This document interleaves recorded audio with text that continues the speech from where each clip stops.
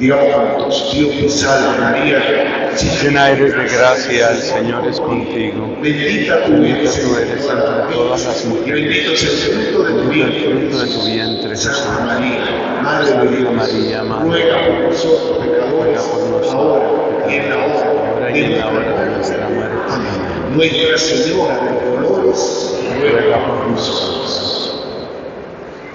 Gracias, Padre. Pueden sentarse, hermanos queridos. Vamos a tener una jornada muy hermosa con el favor de Dios. Tendremos 2 predicaciones. La primera se llama Vida de Oración y la segunda se llama Vivir en el Amor. Vida de Oración es nuestra primera enseñanza en esta tarde y la segunda, Vivir en el Amor. Empezamos con la oración. Recuerdo cuando empezaba a llegar la renovación carismática a mi país. En aquel tiempo, hace unos 50 años, la expresión que yo escuchaba y que sigo escuchando es grupos de oración. Observemos ese detalle que parece trivial y no lo es. La renovación carismática se define por grupos de oración. Podemos decir que la oración está en el centro, es la columna vertebral, es la raíz fecunda y es también el fruto más visible de la renovación carismática. Grupos de oración. Qué hermoso pensar que la oración nos reúne. Qué hermoso pensar que en la oración tenemos como el canal a través del cual nos llegan todas las bendiciones. En los encuentros de estos días hemos hablado de la familia, de la iglesia, de la sanación, de la liberación, pero hay algo que tiene en común, hay algo que está en común en todas esas reflexiones. Tu familia será bendecida a través de la oración. La iglesia se va a renovar a través de la oración. La sanación llegará a tu vida a través de la oración. La liberación se consigue con un camino de oración. La oración es nuestro camino. No es una opción que tenemos, no es algo opcional. Es nuestra única oportunidad. La oportunidad que tú tienes para abrirle la puerta a Dios se llama oración. Y la inmensa mayoría de los regalos que Dios tiene para ti llegarán a través de la oración. Pero hay que tener en cuenta un detalle, y es que la oración es algo que se puede aprender y que se puede mejorar. Es algo en lo que se puede crecer. El apóstol San Pedro nos dice: crezcan en la gracia y el conocimiento del Señor. Y no se puede crecer en la gracia si no se crece en la oración. A veces encontramos personas que están fascinadas por los carismas de lenguas, de interpretación, de profecía, de conocimiento, de sanación. Yo quisiera que tuviéramos esa misma fascinación por la oración. Muy pocas veces escucho yo personas que digan: quiero crecer en la oración. Y resulta que ese crecimiento es el que determina todo otro crecimiento. En nuestra Iglesia Católica no faltan, gracias a Dios, no faltan grandes maestros de oración. De hecho, hay santos que son conocidos fundamentalmente por el don que Dios les dio, el don de orar, pero no solo orar, sino el don de enseñar a orar.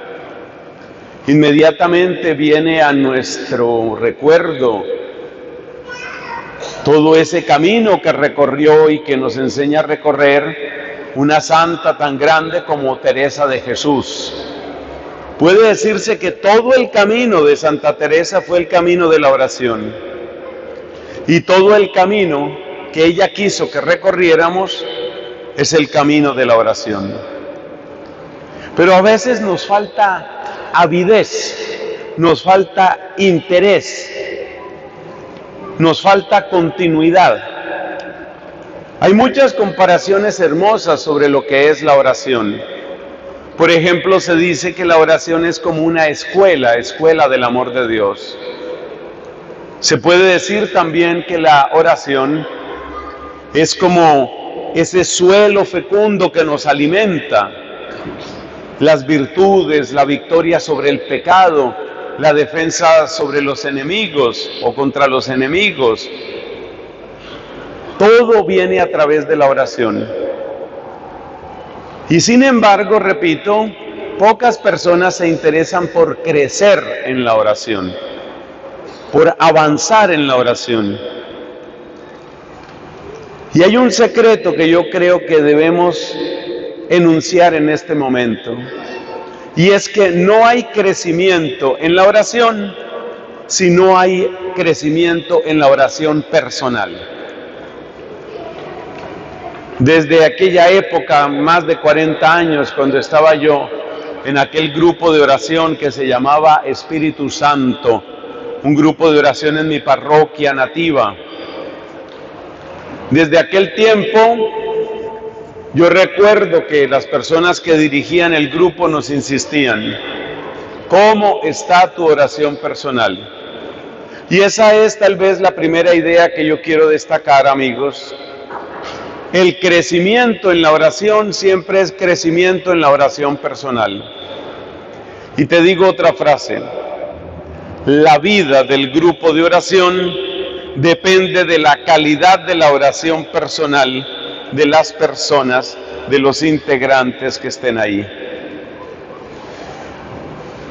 Es decir, que nosotros, por una parte, nos alimentamos, claramente nos alimentamos de la oración compartida, que es una belleza. Nos alimentamos de la oración comunitaria, pero cada uno tiene un deber particular ante Dios, un deber de su oración personal. Entonces, la mayor parte de esta predicación, que va a ser muy práctica con la ayuda de Dios, la mayor parte de esta enseñanza es sobre la oración personal. Porque si no hay oración personal, se empieza a resecar y se empieza a volver superficial la oración comunitaria. Eso es bueno tomar nota. Si se empobrece la oración personal, se vuelve superficial la oración comunitaria. Entonces hablemos de esa oración personal. La oración personal está en la Biblia desde las primeras páginas. Nosotros llamamos a Abraham nuestro padre en la fe. Y tenemos que darnos cuenta que Abraham, que estaba abriendo para todos nosotros que somos sus hijos espirituales, estaba abriendo el camino de la fe. Abraham lo que tenía, lo único que con lo que contaba era con su oración, con la oración personal. Observemos lo que le dice Dios a Abraham: sal de tu tierra. Esto es Génesis capítulo 12. Sal de tu tierra y de la casa de tu padre y ve a la tierra que yo te mostraré. Y hay una pregunta inevitable: ¿cómo podía mostrarle Dios? De hecho, ¿cómo podía hablarle Dios a Abraham? La única respuesta que encontramos es a través de la oración. ¿Cómo sería esa oración de Abraham?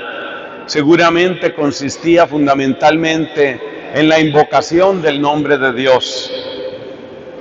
Seguramente consistía en tiempos de soledad, porque ¿con quién iba a orar él? Y en esa soledad del día o de la noche, Abraham toma una actitud contemplativa porque Dios mismo lo invita. Por ejemplo, en alguna ocasión le dice: sal de tu tienda. Él vivía en tiendas en el desierto, tiendas de campaña. Sal de tu tienda y le dice, mira el cielo, si puedes contar las estrellas, así será tu descendencia. Le dice, mira el desierto. Lo invita a mirar el cielo y a mirar el suelo. Mira el desierto, las arenas del desierto. Y mira lo que le dice. Si puedes contar las arenas, así será tu descendencia. Dios le habla en la soledad del día o de la noche. Abraham se recoge en su corazón. Abraham entra en contacto con Dios. Podemos decir que la oración es el mapa de Abraham. La oración es la brújula de Abraham. Abraham no tenía GPS. Abraham no tenía Google Maps. Abraham solo tenía la brújula de la oración. Era lo único que él tenía. Y a través de la oración, él tenía que descubrir, tenía que discernir la voluntad de Dios. Este es un ejemplo, este es un testimonio muy importante para nosotros, porque nosotros que somos la descendencia espiritual de Abraham, somos llamados a hacer lo mismo.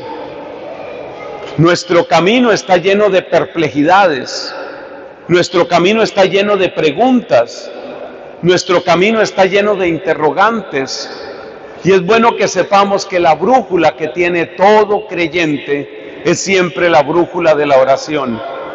O dime qué más tenía Abraham. Abraham ni siquiera tenía una Biblia. Abraham no tenía unas escrituras. Abraham no tenía un director espiritual. Abraham no tenía a quién consultar. Lo único que él tenía era su oración. Y por eso, tú que eres hija de Abraham, tú que eres hijo de Abraham, has de seguir el camino de Abraham. La oración sincera muchas veces, como Abraham, te tocará en la noche despertarte y levantarte. Y yo conozco personas que viven esa espiritualidad. En mi país hay una cantidad de gente, bueno, no sé qué proporción será, pero sí hay muchas personas de nuestra Santa Iglesia que tienen la devoción de despertarse temprano en la madrugada, típicamente a las 3 de la mañana. Hacen la coronilla de la misericordia, por ejemplo, o hacen otra oración. En medio de la noche, a veces Dios te despierta, ¿no te ha pasado? A veces Dios te despierta en medio de la noche y tú dices, ¿y por qué me desperté? ¿Y por qué me siento así como sin sueño? Pues a veces es Dios que está despertando a un hijo de Abraham, que eres tú. Es Dios que está despertando a una hija de Abraham para que tú levantes tu mirada a la esperanza del cielo sin perder la solidez y los pies en la tierra. Acuérdate, el cielo y el suelo. Entonces a veces Dios te despierta y en medio de tu perplejidad has de abrir el corazón hacia Dios para decirle, muéstrame el camino, quiero llegar a donde tú quieres llevarme. Esa oración es preciosa. Llévame donde tú quieres que yo esté. Porque una de las enfermedades de nuestro tiempo es la soberbia. Y parte de la soberbia es creer que yo puedo imponer y realizar siempre mis planes y mi vocación. Eso es parte del engaño en el que uno vive. Y un consejo que se repite mucho hoy es, lucha por tus metas, trabaja por tus sueños, logra tu objetivo, no persiste en tu camino. Eso nos lo dicen. Pero ¿quién nos dice? Busca cuál es el camino. Hay una palabra que está en el libro del profeta Jeremías. Jeremías, que se daba cuenta que la gente estaba terriblemente desorientada. Jeremías le dice, le predica al pueblo y le dice, pregunten a los caminos. Y esa es la actitud fundamental del orante. El orante, como Abraham, no se apoya simplemente en sí mismo. Abraham no era un jovencito inexperto. Abraham era un hombre mayor, todos sabemos, era un hombre muy mayor cuando Dios le habló. Y Dios empezó a hablarle después de que se murió el papá de Abraham, que era la última referencia humana en este mundo, lo último que Abraham tenía. El papá de Abraham se llamaba Terah, y la muerte de Terah se cuenta en Génesis capítulo 11. Pues cuando muere Terah, el papá de Abraham, y Abraham queda sin ningún apoyo en esta tierra, es ahí donde su corazón se vuelve particularmente sensible, se dirige hacia Dios y encuentra en el Señor su brújula, su mapa, su dirección. Muchas veces nos quejamos de que no encontramos quien nos dirija, y es triste eso, pero no se nos olvide lo que dice la primera carta de Juan, que hay que saberlo interpretar como toda la Biblia. Dice: ustedes no necesitan que nadie los enseñe porque el Espíritu Santo está en ustedes. Repito, eso hay que tomarlo, hay que saberlo interpretar, sin soberbia, sin arrogancia. Pero eso nos está indicando, bien entendido, nos está indicando que tú ya tienes un maestro. Y ese maestro que tienes es el Espíritu Santo de Dios. Y con ese Espíritu Santo tú entras en contacto, tú te sumerges en el Espíritu cuando tú haces tu oración. La oración profunda, la oración en espíritu y en verdad, como dice Cristo, es la oración que te va mostrando el camino. El creyente está todo el tiempo en una actitud de oración. Por eso también nos dice la carta de Santiago, que la gente mundana dice: mañana haremos tal cosa, pasado mañana haremos tal cosa. Y Santiago corrige y dice: no hablen así, pregúntense siempre, si Dios quiere, haremos tal cosa, si Dios quiere, haremos tal otra. O sea que la actitud del orante es la actitud de Abraham. ¿Me conviene este trabajo? ¿Me conviene esta amistad? Encontré, por ejemplo, una chica dice: encontré el príncipe de mis sueños. No dejes que hable únicamente tu deseo de mujer, no dejes que hablen únicamente tus ojos, no dejes que hable únicamente tu corazón. Pregúntate cómo palpita el corazón de Dios. Y por eso, como Abraham, nosotros tenemos que levantarnos en la noche y tenemos que elevar la mirada al cielo sin perder el suelo. Tenemos que elevar la mirada al cielo y tenemos que decirle: ¿realmente me conviene este negocio? ¿Realmente me conviene este muchacho? ¿Realmente esta amistad me conviene? ¿Esto es lo que tú quieres para mí? Y hay que decir, probablemente con lágrimas en los ojos: Señor, yo no quiero perder el camino. Señor, yo no quiero perderme, yo no quiero extraviarme. Yo quiero llegar a donde tú quieres llevarme. Llévame, Señor, guíame, Señor. Háblame, Señor. Esa es la oración, una oración humilde. Y el hecho de que Abraham muchas veces orara en medio de la noche tiene también un significado, porque a veces uno se siente como de noche. Y uno se siente como de noche porque no ve el camino, porque no ve por dónde. ¿Qué tengo que hacer? Y hay que orar. Es tan importante la oración antes de tomar decisiones que el mismo Cristo, siendo Hijo eterno de Dios, pasó toda una noche en oración antes de elegir a sus apóstoles. Era Dios como el Padre, era el Hijo de Dios y no quiso decidir, no quiso tomar la decisión sin orar. Y no fue una oración breve, no fue una oración puramente formal o superficial, fue una oración profunda, fue una oración en la que él se sumergió de tal manera que pasó toda la noche orando.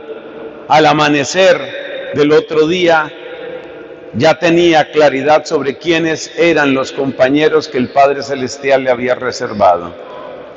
Bueno, esas son las principales lecciones que sacamos de Abraham. Pero antes de despedirnos de Abraham, quiero destacar otro punto. Todos recordamos a Abraham por el sacrificio de su propio hijo. Eso tiene una cantidad de circunstancias culturales o las que sean. Yo no voy a enredarme con eso, solo te voy a decir un detalle. En un momento de su vida, Abraham entendió que si tenía que sacrificar a su único hijo, lo iba a sacrificar. Es decir, Abraham estaba tan convencido del primer lugar que Dios debe tener en nuestra vida, estaba tan convencido de eso, que estaba dispuesto incluso a matar a su propio hijo, con un ingrediente adicional que aparece en el capítulo 11 de la carta a los Hebreos. Sé que es de la carta a los Hebreos, quizás me puedo equivocar en el capítulo. Y el ingrediente adicional es que dice la carta a los Hebreos, Abraham ya tenía fe en la resurrección, porque si no hubiera creído en la resurrección, ¿cómo es que iba a matar al hijo del cual había dicho Dios que a través de ese hijo le iba a dar descendencia? O sea que ya Abraham creía en la resurrección. Y tú te haces esta pregunta, ¿de dónde viene esa fuerza para poner a Dios en primer lugar? ¿Y de dónde viene esa fe para creer en la resurrección cuando nadie hablaba de eso? Estamos hablando del siglo XVIII antes de Cristo. ¿De dónde viene esa fuerza? ¿Y de dónde viene esa luz? Tú sabes la respuesta. ¿De dónde viene? De la oración. La oración es la que da esa fuerza. La oración es la que permite poner a Dios en primer lugar. Tengo una historia reciente que me conmueve mucho. Este es un matrimonio destruido. Un matrimonio destruido es una historia de otro país. No es de aquí, no es de mi país. Bueno, este es un matrimonio destruido y Dios ha hecho un doble milagro. Acaba de hacerles un doble milagro. ¿Por qué se destruyó ese matrimonio? Por una situación de adulterio en la que entró, en este caso fue el varón. El hombre se fue enredando con alguna joven, y bueno, esto es tan lamentable, dejó a la esposa. Esta mujer queda sola, por supuesto con dolor, por supuesto con rabia. Este hombre se va a buscar esos brazos de otra mujer que no es su esposa, se consuma el adulterio, una situación escandalosa. Los hijos de ese matrimonio se dan cuenta de las cosas, pero los hijos ya son de esta generación que trata de normalizarlo todo, y entonces ya los consejos de los hijos a la mamá es, mamá, asúmelo, ya eso se acabó. Como quien dice, mamá, cuando tú también quieras conseguir tu pareja, consíguela. Pero esta mujer, y para mí es como una digna hija de Abraham, esta mujer que se queda sola en la noche y el vacío, abandonada de su esposo, lo que hace es orar como Abraham y empieza a hacer oración seriamente. A mí me consta de años de oración de esta mujer. Lo más admirable para mí es que, aunque es tan frecuente que el odio entre en una relación cuando pasan estas cosas, pues ella no permitió que entrara el odio. Yo llevo años tratando a esta dama y de las cosas que más le admiro es que ella nunca habla con odio del esposo que la abandonó. Y tú dices, ¿cómo es posible que ella no hable con odio? Ella nunca habla con odio de la mujer que le quitó al esposo, nunca. ¿Cómo puede el corazón humano, un corazón que ha sido violentado, burlado, humillado, cómo es posible que ella tenga esa fuerza? La respuesta es la respuesta de Abraham.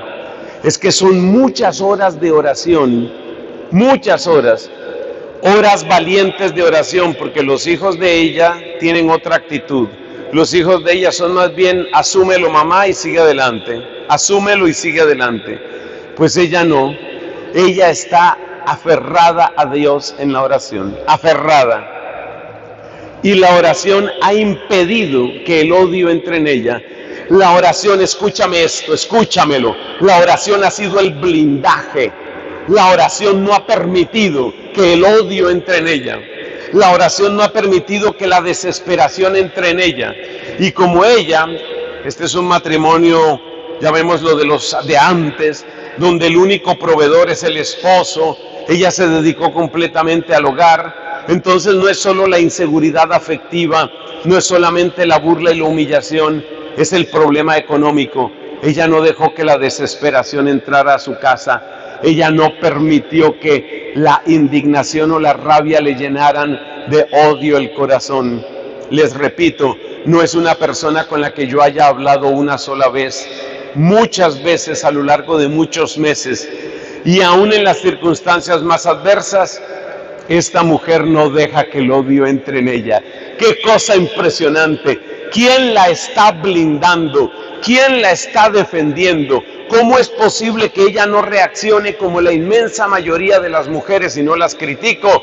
¿Cómo es posible que ella reaccione de una manera tan diferente? ¿Cómo es posible que ella, en medio de toda esa circunstancia, sigue orando por aquella mujer, la que le quitó el esposo, y sigue orando por el esposo que la traicionó a ella?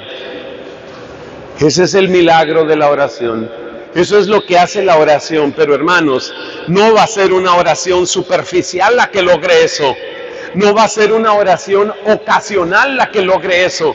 No va a ser una oración de superficie la que logre eso. Tiene que ser una oración profunda. Tiene que ser la oración que consiste en sumergirse en Dios, que consiste en aferrarse a Dios, que consiste en depender de Dios. Si ustedes quieren oír a una mujer orando de esa manera, la tienen en la Biblia. Escriban los que están escribiendo, escriban por favor libro de Esther y ponga por ahí, buscar la oración de Esther en el libro de Esther. ¡Uy! Esa oración de Esther es maravillosa. Es la oración de una mujer que está centrada completamente en Dios. Esther estaba en un peligro terrible. Temía por su propia vida y por la vida de su pueblo. Y Esther, en medio de esas circunstancias, dice, entre otras cosas, estas palabras que me han quedado grabadas. Señor, desde que yo era niña he escuchado de ti. Señor, no tengo a nadie que me defienda. Esas son palabras de la oración de Esther. Impresionante Esther. Y lo que más me agrada de Esther y lo que más me agrada de mi amiga que les cuento es la capacidad de vencer al enemigo invisible. Porque es que a veces uno piensa, sí, la oración para la sanación física está bien, y siempre hay que orar por eso. La oración para que me salga un trabajo, sí, está muy bien. La oración para que se arregle un problema en mi casa.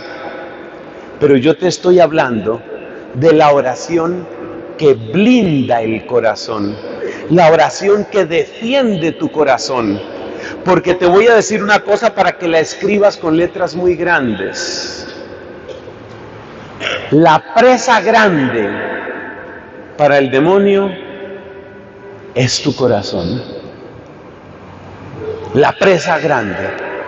Detrás de lo que él va, por encima de todo lo que está buscando el demonio, es decir, la presa grande es tu corazón. Aquí tengo una imagen de Cristo. Tengo una imagen de Cristo crucificado. Le vemos sufrir en sus manos, en sus pies, en su cabeza, en todo su cuerpo.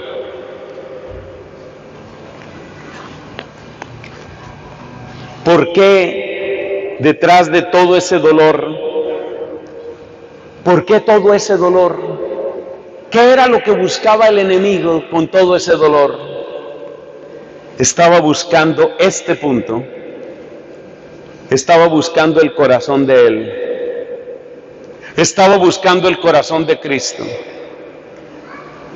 La traición de los amigos, la sevicia de los enemigos, la inoperancia del juez romano, el comportamiento sacrílego del Sanedrín judío, todo eso, la crueldad de los soldados que lo azotaron, las burlas, las humillaciones, los insultos, los escupitajos, todo tenía un propósito. El premio gordo, óyemelo bien y que no se te olvide, el premio gordo que estaba buscando el demonio, el premio gordo era el corazón de Jesús. Y el premio gordo que Dios quiere, que el demonio quiere, el premio gordo que el demonio quiere en ti, siempre es tu corazón. Que tu corazón se pudra, que se pudra en la impureza, que se pudra en la codicia, que se pudra en la soberbia, que se pudra en la lujuria, que se pudra en el odio. El premio gordo siempre es el corazón. Entonces, es hermosísimo el testimonio que les tengo con esa querida amiga, porque ella, como discípula de Cristo y como hija de Abraham, ella ha sufrido horriblemente en su economía, en sus oídos. Ella ha sufrido terriblemente y ha contado con muy poco apoyo, muy poco apoyo. Algunas personas desde fuera la apoyamos, pero ya te digo que ni siquiera los hijos.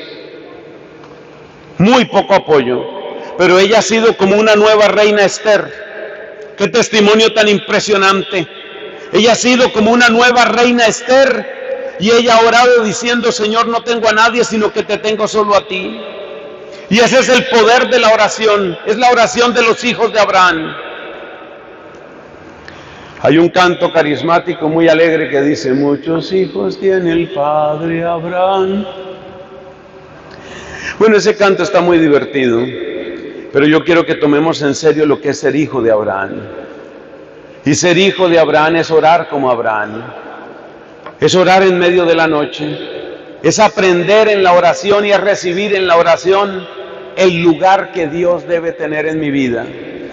Porque el lugar que yo quiero que Dios tenga en mi vida, y esto es lo fundamental, el lugar que yo quiero que Dios tenga en mi vida es el único lugar que le puede corresponder a Dios. Y ese lugar es el número 1. Él es el primero y el único. Y yo quiero recibir de Dios la gracia de ponerle ese lugar, de darle el lugar que le corresponde. Entonces fíjate cómo apenas uno se acerca a la Biblia, uno va entendiendo que la oración es algo muy, pero muy elevado. Porque la oración es la que permite la victoria en el corazón. Y uno tiene que decir: así se me pudran los pies, así me torturen el cuerpo, así suceda lo que suceda conmigo, el santuario que Dios me dio, ese santuario se llama el corazón, ese santuario es el corazón. Tú tienes un santuario, hermano, tienes un santuario, hermana mía, y ese santuario es tu corazón, y ese santuario es el premio gordo. Ese santuario es el objetivo número 1 que tiene el demonio: arruinarte el corazón, llenártelo de podredumbre, llenártelo de mentira, llenártelo de soberbia, llenártelo de codicia, llenártelo de lujuria, de lo que sea, pero que tu corazón sea un basurero. Porque el corazón, como nos enseña San Juan Pablo II, el corazón es el lugar del encuentro con Dios. El corazón es el lugar de tu oración. Entonces hay gente que sabe orar, y esa gente que sabe orar sabe blindar el corazón. Y viene el enemigo y dispara como le disparó a Cristo. Dispara. Insultos, ¡pah! Azotes, espinas. Pero Cristo conserva su corazón. ¿Y qué estaba haciendo Cristo en la cruz? Orando. Lo sabemos, entre otras cosas, porque de las 7 palabras, 2 son salmos. El Dios mío, ¿por qué me has abandonado? Es el comienzo de un salmo, que por cierto es un salmo de esperanza. Y las palabras que él dice a punto de morir: a tus manos encomiendo mi espíritu, ese es otro salmo. Ese es otro salmo. ¿Qué estaba haciendo Cristo en la cruz? Le tenían despedazadas las manos, pobrecito mi Señor. Le tenían destrozada la cabeza. Su espalda era una sola llaga de arriba abajo. sus pies perforados, su alma agobiada de tristeza por la traición y el abandono de los amigos, pero Cristo así, protegiendo el corazón. Y no pudo, el maldito no pudo con el corazón de él. Por eso Cristo parece derrotado, si miramos lo de fuera, pero nada más acercarnos al corazón del Señor, solo podemos decir una cosa: victoria. Venció el Nazareno, venció Jesús, supo proteger el corazón. Bueno, pues pueden ustedes creer que mi amiga, cuyo nombre no diré por razones obvias, seguramente escuchará esto, y no sé si también la familia. Mi amiga me comenta esta semana: mi esposo acaba de dejar el adulterio. Estamos en conversación. ¡Qué impresionante! Me hacen el favor de darle un aplauso a Cristo y a esa señora. Pero con ganas, ¿no?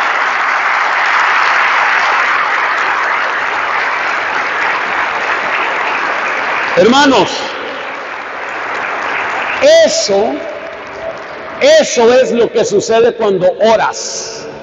Pero no la oración simplemente rutinaria, formalista, superficial.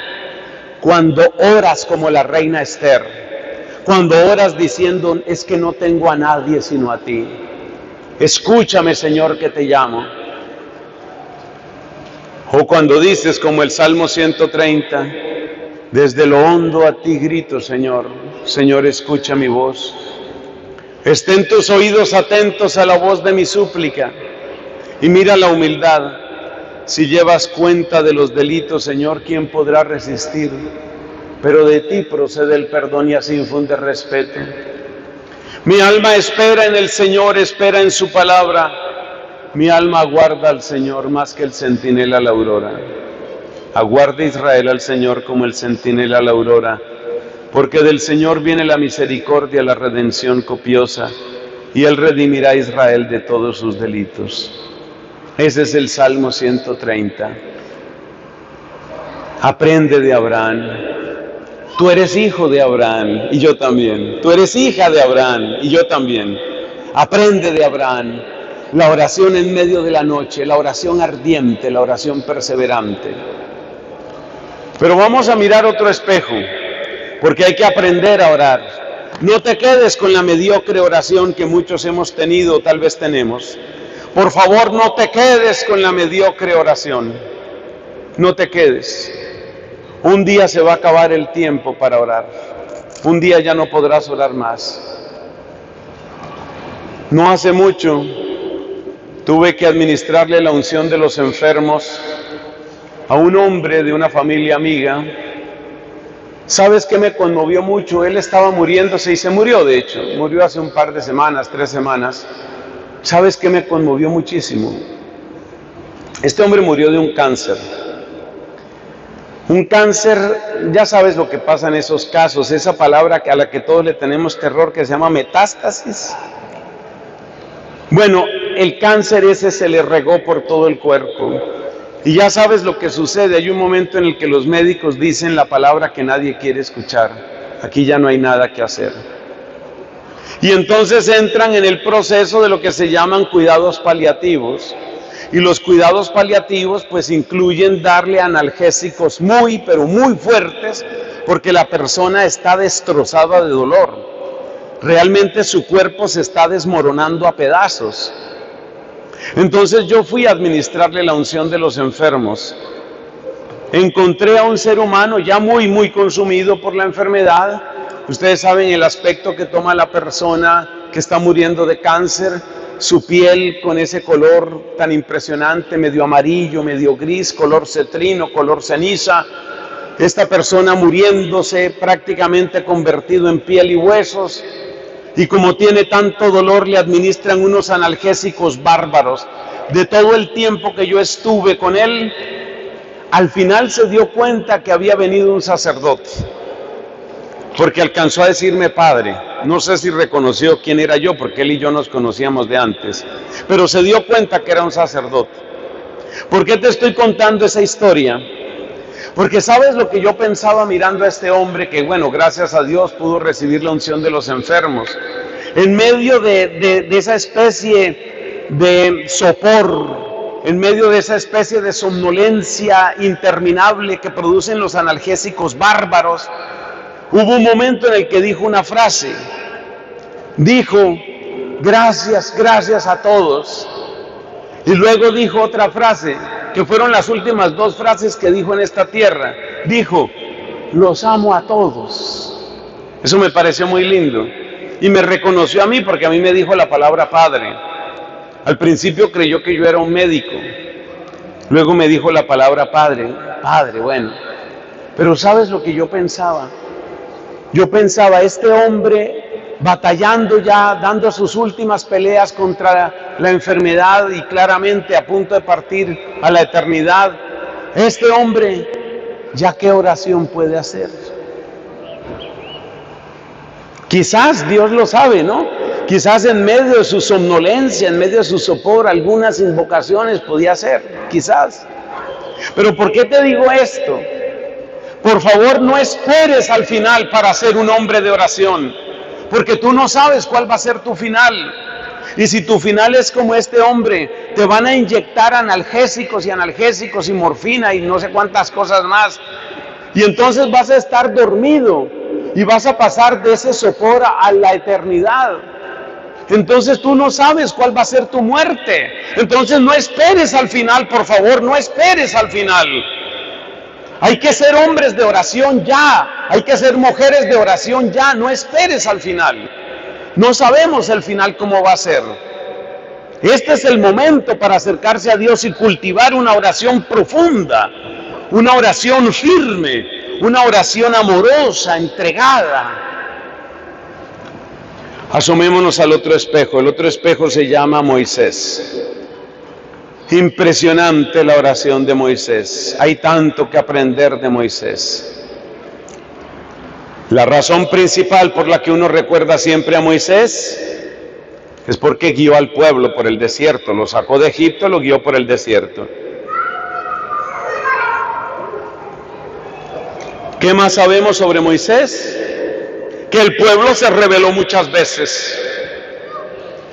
Que no solamente se rebelaron contra Dios, se rebelaron contra el mismo Moisés. Uno de los pasajes que más me impacta del Pentateuco es cuando algunos, ya hartos del desierto, dicen, bueno, ¿qué? Nombremos un jefe y volvamos a Egipto. No era solamente el fracaso de la misión de Moisés. ¿Qué crees tú que iban a hacer con él después de nombrar un jefe? Ahí lo acaban a él. Y yo vuelvo a preguntar, ¿de dónde sacaba él esa fuerza? ¿De dónde sacaba él esa fuerza? ¿Qué Biblia tenía él para leer? ¿A quién podía consultar él? ¿En dónde podía apoyarse él? Es una gran pregunta. La Biblia nos muestra a Moisés orando, sobre todo en dos lugares. En la montaña, es decir, el monte Horeb, también llamado Sinaí, y en la tienda del encuentro. Y vamos a tomar algunas pistas sobre la vida de oración, de acuerdo con lo que vemos en Moisés, cuando sube a la montaña y cuando entra, ya tiempo después, en la tienda del encuentro. Moisés sube a la montaña, llamado por Dios. Es un tiempo de oración, es un tiempo de ayuno, es un tiempo de silencio.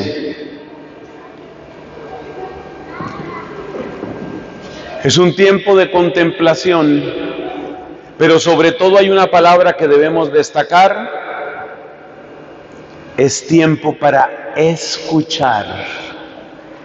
¿A qué subió Moisés a la montaña? A escuchar. Muchos de nosotros no tenemos esa idea de la oración. Muchos de nosotros tenemos la idea de que la oración es para hablar, que también tiene sentido, por algo existen los salmos. Pero como yo les estoy presentando aquí 3 espejos, el primero fue Abraham, el segundo es Moisés. Entonces, mirando a Moisés, hagámonos la pregunta: ¿a qué subió Moisés a la montaña? Y Moisés subió a escuchar. Escuchar. Un verbo que no asociamos en primer lugar con la oración, pero que para Moisés es fundamental. Toda la historia del servicio de Moisés está marcado por la escucha. Moisés, ¿cómo entró en el servicio a Dios? Pues nos lo cuenta Éxodo capítulo 3. Él estaba pastoreando las ovejas de su suegro, que se llamaba Jetro, y llegó a una montaña. Adivina qué montaña, el Sinaí. Llegó a esa montaña, eso es bastante camino.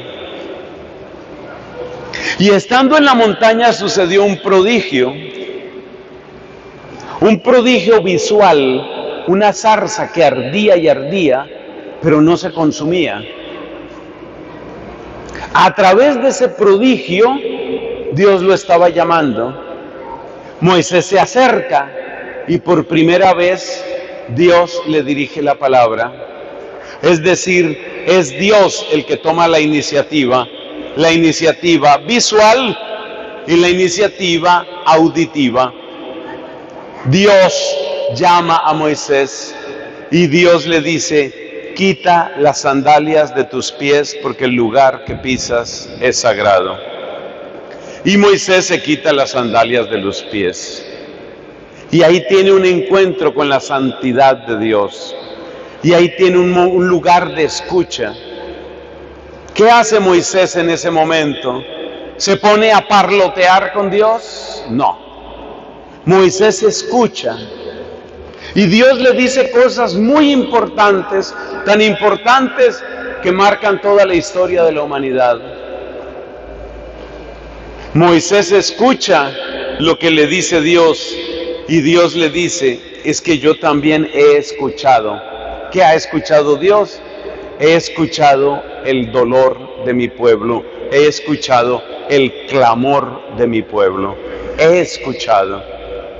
Este Dios que oye también quiere ser oído, y la oración nos enseña el ejemplo de Moisés, es en primer lugar para oír. Hace unos años le escuchaba a un profesor de liturgia, no profesor en mi comunidad, en otra parte, que hablaba sobre nuestra manera de celebrar la Santa Misa, y decía él: la misa se celebra bastante bien en unos lugares, un poco regular o mal en otros lugares, pero hay algo que casi no hay en ninguna parte: silencio, escucha. Y la Constitución del Concilio Vaticano II sobre la liturgia habla precisamente de la escucha. Precisamente dice que es necesario el silencio sagrado. Busca Constitución de la liturgia, que se llama Sacrosanctum Concilium, y busca lo que dice del silencio. Moisés nos enseña que la oración tiene que tener espacios de silencio. Prácticamente todo lo que hace Moisés en la montaña es dejarse enseñar con lo que Dios le muestra y con lo que Dios le dice, porque Dios no solo le habló, sino que también le mostró. Y en la montaña es donde Dios le dice a Moisés: tienes que hacer una tienda del encuentro, es decir, como un templo móvil. Tienes que hacer una tienda del encuentro, y le da las instrucciones, y la instrucción principal es esta: harás como viste. Lo que viste, eso harás. O sea que Moisés tuvo momentos de sublime contemplación, en donde de alguna manera pudo asomarse al santuario del cielo, al cielo mismo, y de acuerdo con lo que Moisés contempló, eso fue lo que él trató de plasmar en aquel templo móvil que era la tienda del encuentro. Ese es el vínculo que hay entre la montaña santa y la tienda del encuentro. Harás como viste. Lo que tú viste, eso harás. Entonces, ¿la oración para qué es? La oración es para ver y la oración es para escuchar. Juntemos los dos verbos. La oración es para dejarse enseñar. La oración es para dejarse transformar, para dejarse hacer. Tú sabes que en el libro del Génesis, cuando se describe cómo creó Dios al ser humano, se utiliza aquella imagen del barro, ¿no? El barro que fue modelado. Barro modelado. Dios modeló al hombre. La oración son las manos de Dios modelándote, para que tú tengas la forma que Él ha pensado para ti, para que tu vida tenga la forma. Porque nosotros, hermanos, por supuesto no hablo de lo corporal ni de lo físico, nosotros, hermanos, estamos deformados por el pecado, deformados por nuestras perezas, por nuestras mentiras, por nuestras lujurias. Estamos deformados por nuestras envidias, por nuestras ambiciones. Estamos deformados. La oración es el lugar, es el taller donde Dios te devuelve tu forma, donde Dios te da la belleza. No me estoy inventando nada. ¿Tú te acuerdas lo que pasaba cuando Moisés salía de la tienda del encuentro? Cuando Moisés salía de la tienda del encuentro, salía bello. Salía tan bello, salía tan resplandeciente, brillaba tanto Moisés, que la gente quedaba deslumbrada. Y fue tanto el impacto que tuvo la belleza que Dios le daba, belleza de cielo que estaba en el rostro de Moisés, que finalmente Moisés tuvo que ponerse un velo, porque la gente no soportaba tanta hermosura. Así como no se puede ver a Dios y seguir viviendo, así también no se puede, mis hermanos, no se puede ver a Moisés y seguir tranquilo. Era demasiado el cielo que él llevaba en su rostro. Qué lindo eso. Era un hombre que llevaba demasiado cielo. Tanto cielo tenía él en la cara que nadie podía resistirlo. Eso es lo que hace la oración. La oración te hace bello, la oración te hace bella, la oración cambia tu rostro, la oración cambia tu vida, porque la oración hace que Dios pueda trabajar en ti, la oración hace que Dios pueda devolverte la forma que habías perdido por el pecado, la oración hace que tú puedas recuperar esa belleza, de manera que se pueda decir de ti lo que se dice en el Salmo 45.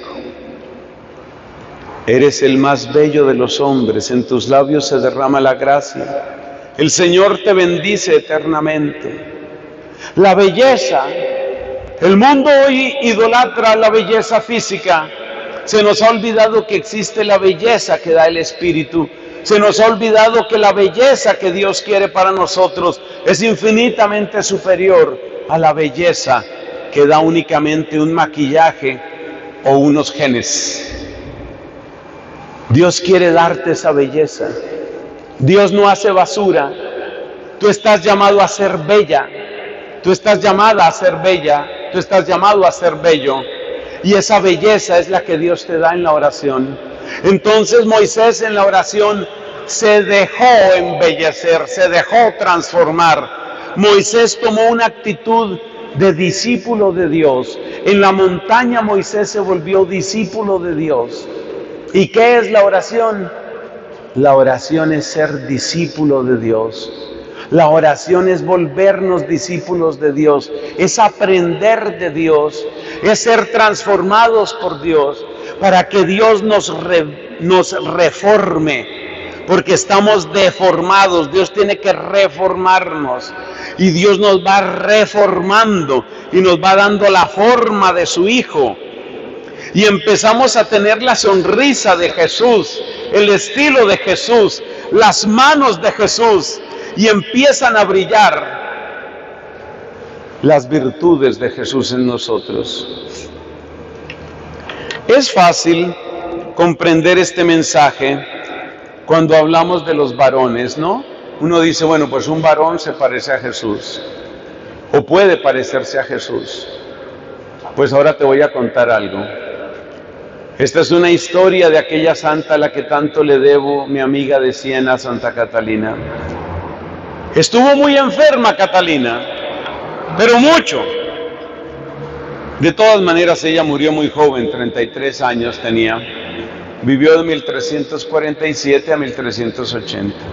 Estaba muy enfermita. Era una jovencita, muy santa, pero muy enferma. Estaba tan enferma que la gente dijo, se nos va, esta mujer se nos va, esto no va más. Ella tenía muchos amigos sacerdotes, entre los cuales destacaba el dominico Raimundo de Capua, que era su confesor y su director espiritual, pero ya sabes cómo es la gente. La gente decía que él no era el director, que él era el dirigido, porque esta mujer tenía una sabiduría, o sea, ella tenía el don de sabiduría del Espíritu Santo. A ver, es que Catalina era impresionante, y yo pues modestamente tengo que suscribir esa opinión.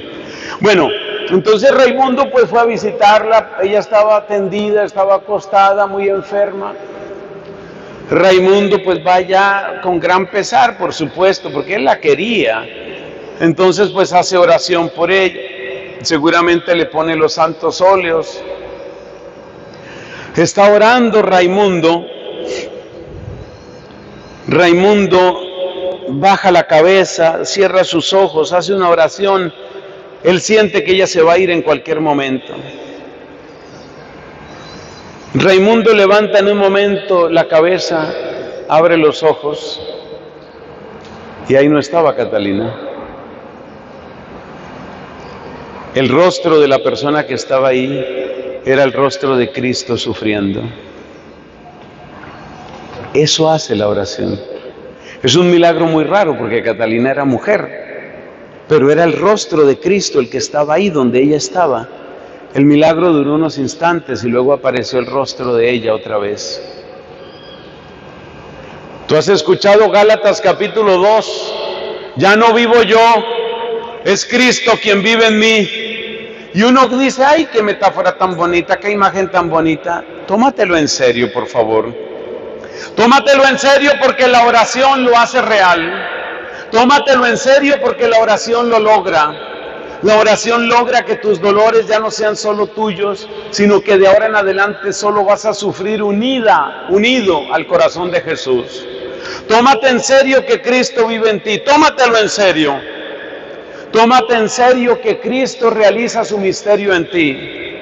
Tómatelo en serio porque Cristo no bromea cuando dice, permanezcan en mí y yo permaneceré en ustedes. Él no está bromeando. Cristo utiliza muy poquitas metáforas, mis hermanos, es real. Y eso es real que únicamente para las consagradas como Catalina, únicamente para los sacerdotes como Raimundo, es real para ti. Porque es el bautismo el que te ha unido, el bendito bautismo el que te ha unido a Jesucristo. Entonces, ¿quién es Moisés? Moisés es el gran discípulo de Dios. Moisés es el hombre que supo escuchar. Como discípulo atentísimo, pasó días y días en la montaña. ¿Tú crees que todos los días y a toda hora le estaba Dios hablando? Seguramente que no. Entonces, ¿qué hacía él? Esperaba. ¿Qué más me quiere decir mi Señor? Voy a escuchar, dice un salmo, voy a escuchar lo que dice el Señor. Voy a escuchar lo que dice el Señor. Pero cuando tú vas a escuchar lo que dice el Señor, tú no vas a forzar al Señor. No eres tú quien lo va a forzar a Él. Tú tienes que ir con actitud de discípula, tienes que ir con actitud de discípulo. Y el discípulo no va a forzar al maestro a decirle, bueno, a ver, explíqueme, termine de explicar, concrete, por favor, resuma. No eres tú quien le va a poner condiciones al maestro. Tú tienes que ir en silencio, y tienes que ir en humildad, y tienes que ir en confianza, y tienes que ir a recibir para que Dios vaya haciendo su obra en ti. Pero por favor apresúrate, porque cuando tengan que inyectarte, que yo no quisiera que nos pasara eso a ninguno de nosotros, pero nos puede pasar. Cuando tengan que inyectarte los analgésicos y la morfina y estés más dormido que despierto, es muy difícil orar así. A duras penas, aquel hombre que estuve un buen rato con él, aquel hombre pudo decir 3 palabras, 3 frases en media hora, no podía hablar. Por favor, en el nombre de Cristo, empieza ya una vida seria de oración, ya empiézala, porque no sabes cuánto tiempo te queda. Ah, que yo soy niño, que yo soy niña.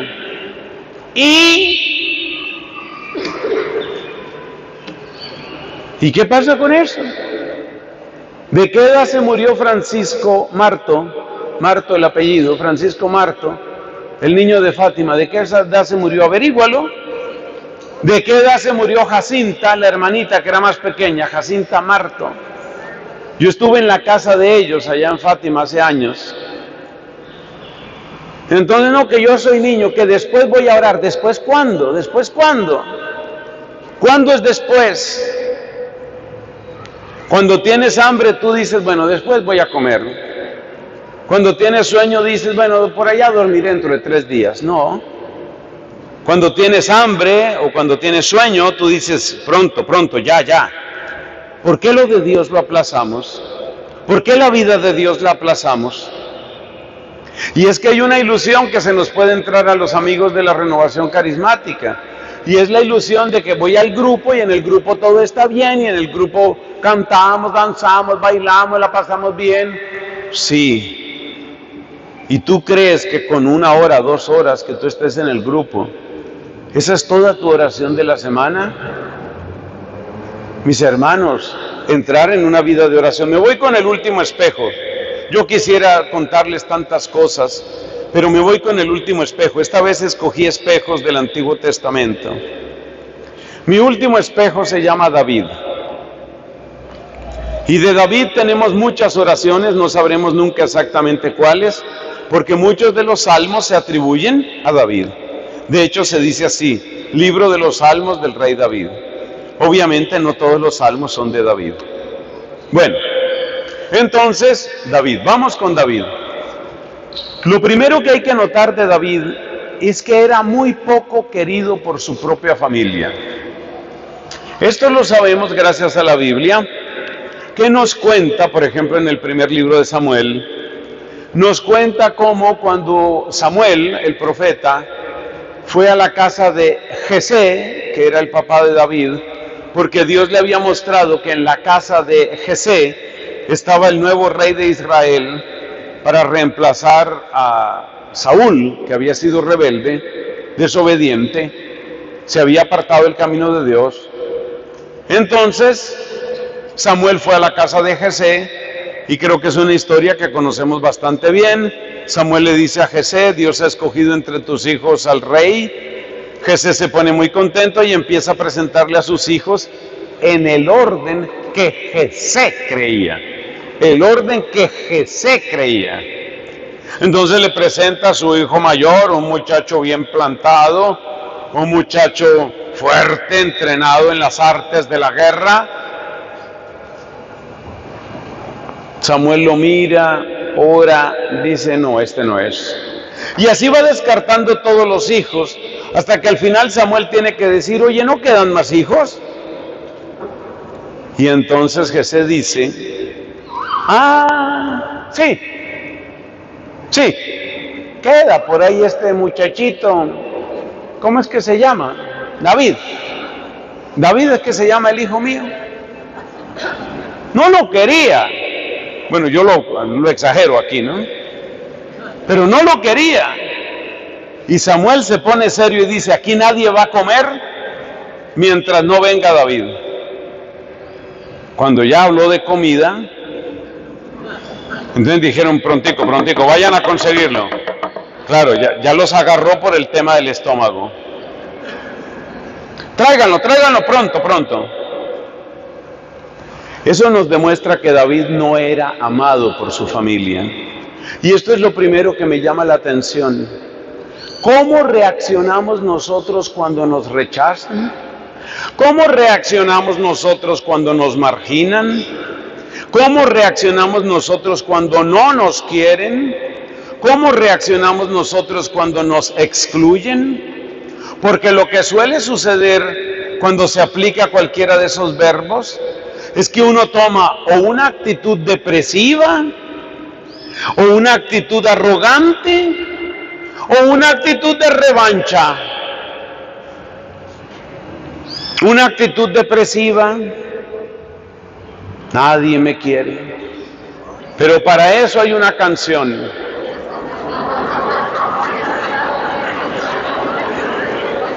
Ha tenido éxito, la canción ha tenido éxito.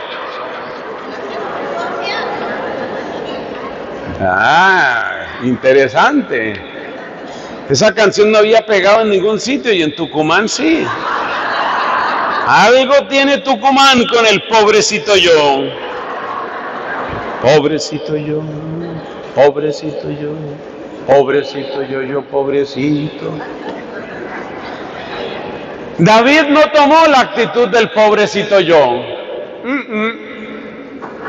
No se dedicó a lastimarse. Tampoco tomó una actitud arrogante. Sabemos que no tomó actitud arrogante porque lo mandaron a hacer el trabajo más humilde de aquella época, que era cuidar ovejas. Y allá fue. Otro que hubiera tenido una actitud desafiante y arrogante hubiera dicho, ninguna oveja. No estoy aquí para cuidar ovejas. Eso no fue lo que hizo David. Luego no era arrogante. Y no tomó tampoco una actitud de revancha. ¿Qué sostuvo a David? O te lo voy a poner de esta otra manera.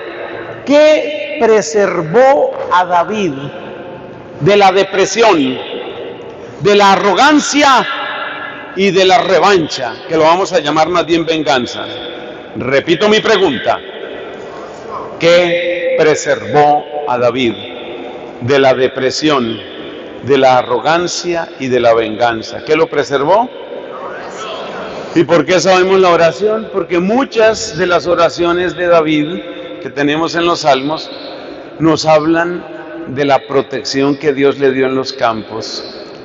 La más famosa de esas oraciones es: eres mi pastor, oh Señor, nada me faltará si me llevas tú. Senderos de justicia trazaste para mí. Ellos son el camino para llegar a ti. Y todos cantamos. Eres mi pastor, oh Señor, nada me faltará si me llevas tú. ¿De dónde salió eso? Allá, perdido en esos campos. Él, abandonado de su familia, mal querido por sus propios parientes, incluyendo el papá. La mamá tampoco parece que sirviera para mucho en ese aspecto afectivo.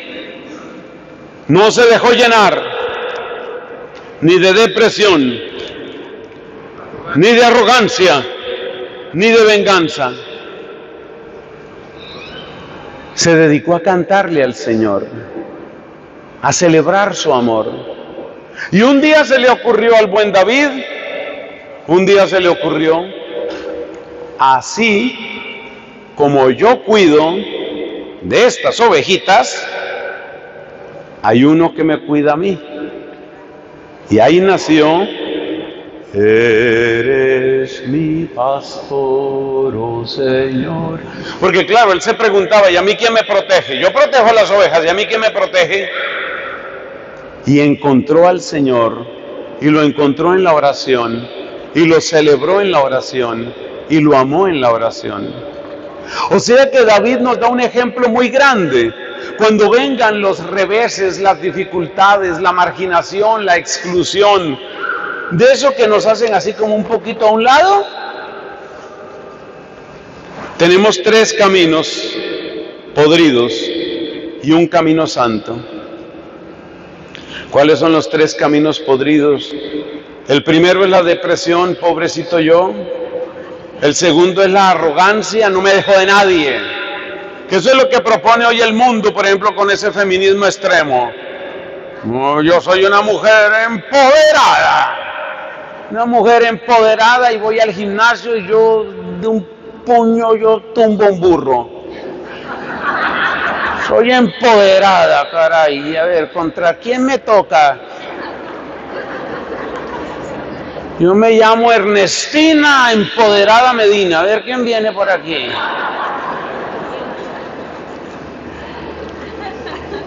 Arrogancia. No te dejes de nadie. Arrogancia. Venganza. Lo que propone el marxismo. Vamos a acabar con todos esos heteropatriarcados. Vamos a acabar con los ricos. Vamos a reventar el país. Puedes tomar esos caminos y autodestruirte, o puedes tomar el camino del Señor. Y el camino del Señor lo encontrarás solamente en la oración. Un último datico sobre David para terminar nuestros 3 espejos, que son los consejos que alcanzamos a dar hoy sobre la oración. David no hizo todo bien. Sabemos que David fue tentado por la comodidad primero y por la lujuria después. Comodidad porque ya no salía al combate, ya se quedaba ahí en su palacio. Comodidad. Y luego, pues la lujuria, que por allá vio a una mujer y tal, y bueno, ya sabemos lo que pasó: adulterio y traición, abuso de poder, homicidio, bueno, un desastre.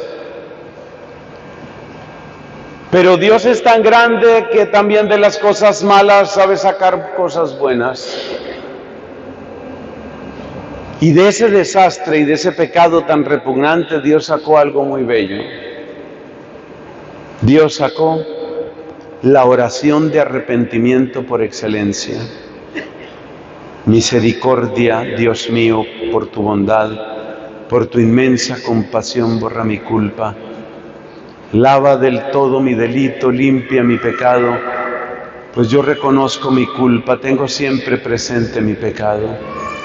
Contra ti solo pequé, cometí la maldad que aborreces, en la sentencia tendrás razón, en el juicio resultarás inocente. Mira que en la culpa nací, pecador me concibió mi madre. Te gusta un corazón sincero y en mi interior me inculca sabiduría. Rocíame con el hisopo, quedaré limpio, lávame, quedaré más blanco que la nieve. Hazme oír el gozo y la alegría, que se alegren los huesos quebrantados. Aparta de mi pecado tu vista, borra en mí toda culpa. Y sigue el texto. Ahí lo tienes en tu Biblia.